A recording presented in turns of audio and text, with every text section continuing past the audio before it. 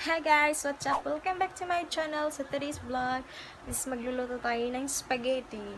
And before that, magte-thank you ako sa aking 1K subscribers! Yay! So, maraming salamat sa inyo guys. And sana patuloy nating suportahan ang isa't isa. So, tara! Samahan nyo akong magluluto tayo ng spaghetti. Pero, siguro magwa-wonder kayo. Sa aking spaghetti, walang ground meat. Kasi lutong bahay lang to guys. Kung anong meron lang sa bahay, ayun, pwede na. Lasa na din yun. Tara! Samahan nyo ako! Check! Ingredients: hotdog, onion, garlic, mushroom, spaghetti sauce, grated cheese, clara ole sauce, triple cheese.